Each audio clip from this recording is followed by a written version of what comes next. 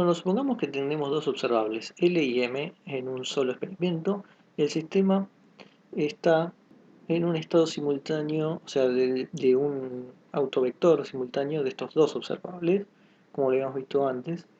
Habíamos visto que si eso ocurría, entonces debían conmutar. Bueno, ¿qué pasa si no conmutan?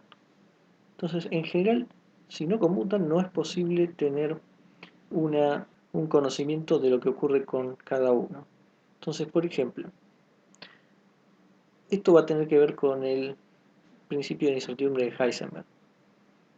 Pero bueno, veamos una cosa. Nosotros tenemos, por ejemplo, en el spin, que lo escribíamos con una matriz de 2×2. Si nosotros tenemos un observable que se escribe por una matriz de 2×2, que tiene que ser una matriz hermítica, esa matriz tiene que escribirse de la siguiente forma. Tenemos un R', y después un W y un W conjugado. Vean, entonces R y R' son reales. Luego tenemos W y W conjugados, que obviamente son complejos. Entonces eso significa que para este tipo de observable necesitamos 4 parámetros. Bueno, entonces en el caso de las matrices de Pauli ya sabemos cómo son. Podemos ver que esto se verifica. Por ejemplo, sigma de x es 0, 1, 0, donde estos dos son reales y estos dos son complejos, pero al ser reales ya no nos importa que sea conjugado. Sigma i va a ocurrir lo mismo, tenemos 0, 0, menos i, que son conjugados, y sigma z es 1, 0, 0, menos 1. Y vamos a tener en cuenta también otra matriz, que es la identidad, que por supuesto también cumple con ser hermítica. De hecho, cualquier matriz L que sea hermítica se puede escribir como la suma de 4 términos. Un A por el sigma X, un B por un sigma Y, un C por un sigma Z y un D por la identidad. L, por ejemplo, lo podemos definir como un P, un R menos SI, este conjugado va a ser R más SI, un Q, ¿no? Donde ahora P, Q, R, S son todos reales. Y bueno, S voy a llamar todo lo que está acá, va a ser igual a por sigma X, que es el 0, 1, 1, 0, más B por sigma Y, que es el 0 menos I, y 0, más C por sigma Z, que es el 1, 0, 0, menos 1, más D por la identidad, que es el 1, 0, 0, 1. Bueno, esto tiene que ser igual a esto. Bueno, entonces podemos hacer directamente la cuenta, por ejemplo. P, lo tenemos ahí, tiene que ser igual a 0, 0, C más D.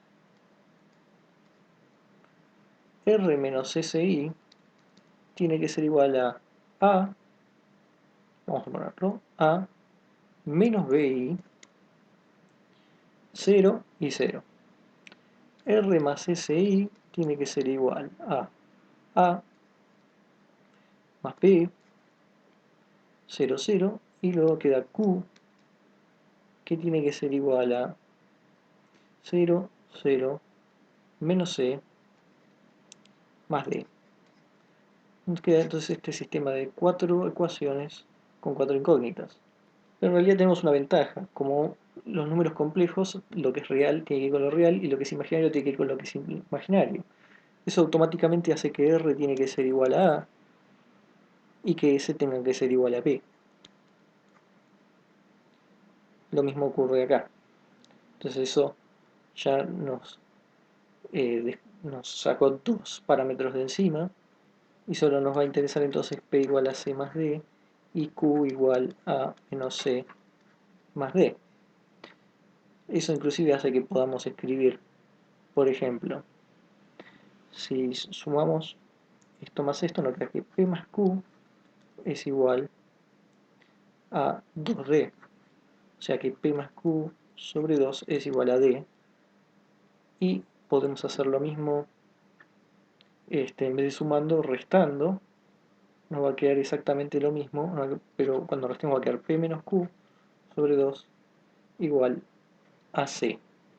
Entonces pudimos despejar A, pudimos despejar B, pudimos despejar D y pudimos despejar C. Es decir, pudimos despejar cada uno de los coeficientes necesarios para describir siempre una matriz hermítica. O sea que esto se puede hacer siempre.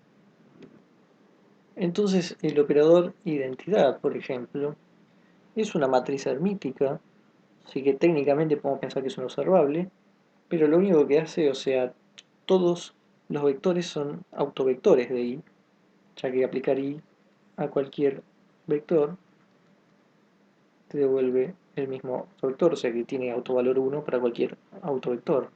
Entonces, si ignoramos la identidad, entonces el observable más general es una superposición de los tres componentes del spin. Entonces, ¿se puede medir simultáneamente dos componentes del spin? Bueno, lo que vimos es que eso se podría hacer si conmutan. Entonces, si pudiera determinar si conmutan, entonces podría saber si, eh, si se puede medir al mismo tiempo o no. El tema es que nosotros ya calculamos los conmutadores entre sigma x, sigma y, sigma y, sigma z, sigma z y sigma x, y nunca era cero. Sigma x y sigma y nos daba 2i sigma z, sigma y sigma z nos daba 2i sigma x, y sigma z con sigma x nos daba 2i sigma y. Esto entonces significa, al no ser cero, que no conmutan y entonces no se puede medir al mismo tiempo dos componentes del spin. Entonces, porque este lado no es cero. Entonces, se puede demostrar que no necesariamente hay que estar restringidos a x y z. No hay dos componentes del spin sobre cualquier eje que pueda ser medido simultáneamente. Entonces, lo que tenemos acá es una consecuencia importante, va a tener que ver con el principio de incertidumbre y vamos a tener que tener en cuenta estos desarrollos que son centrales y muy importantes.